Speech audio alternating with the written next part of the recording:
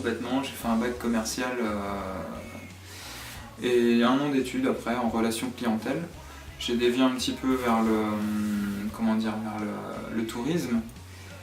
Et de là, j'ai carrément décidé de faire une école dans le sud. Enfin, j'ai dû passer des castings à Paris pour pouvoir rentrer dans l'école, mais une école d'animation en club vacances.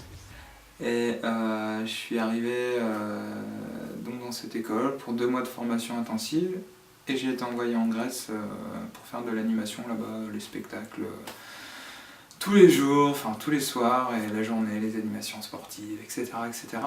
Mais de là, disons que je me suis fait ma petite autocritique et je trouvais que j'avais encore énormément de choses à apprendre et du coup j'ai décidé de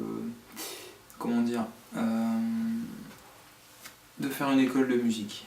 Et voilà, donc je viens d'une école de musique à la base et à la sortie de cette école de musique, il y a un joli contrat qui s'est présenté à moi. J'ai mis des vidéos sur Facebook et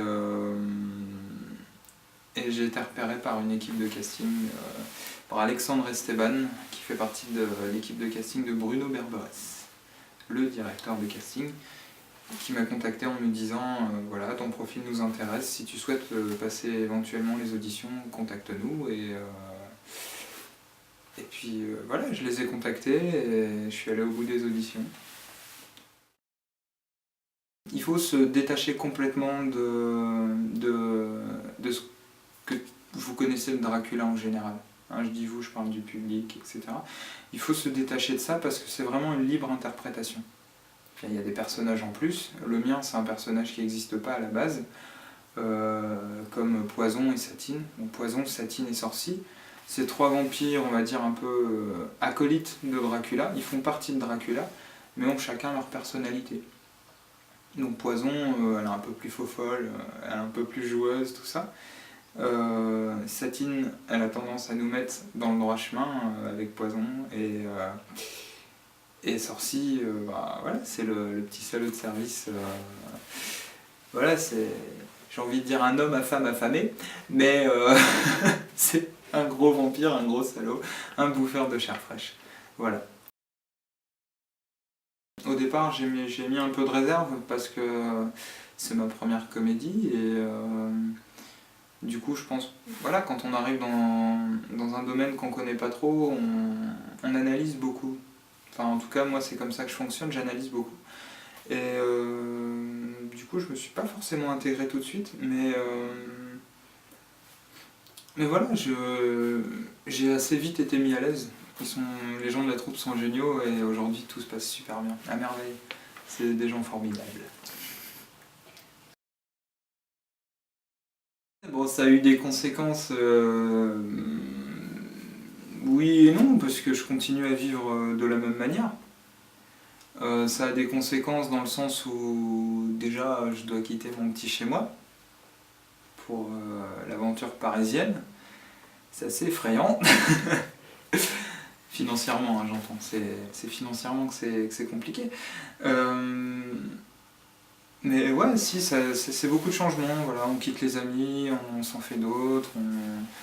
Je vivais déjà loin de ma famille, donc je pense que ça va se gérer assez facilement. Et puis voilà, là pour le coup, je continue à vivre comme je vivais toujours et à vivre simplement les choses. Et je me prends pas la tête. C'est au jour le jour et voilà, là il y a ça, demain il y aura autre chose et en attendant je prends du plaisir. Depuis le showcase, on se rend vraiment compte que finalement on est un peu des commerçants quoi. Enfin, tu vois, on vend du rêve finalement et ce qu'on donne aux gens, les gens nous le rendent bien. Donc c'est un merveilleux métier et j'espère y rester le plus longtemps possible. Plus le temps passe et plus on prend du recul sur tout ce qui est en train de se passer et puis on se rend vite compte aussi que du jour au lendemain ça peut ne plus exister tout ça, donc il n'y a pas de quoi non plus de quoi se mettre sur un trône et dire voilà, ok, t'as vu qui je suis là? Bah non. Donc, et c'est pour ça que je disais tout à l'heure que je vis le truc super simplement, et j'oublie pas que voilà, tous ces gens que je connais pas sur Facebook, c'est des gens comme nous. C'est des gens comme nous, et je m'efforce d'être dispo autant que possible pour eux, comme ils le sont pour moi.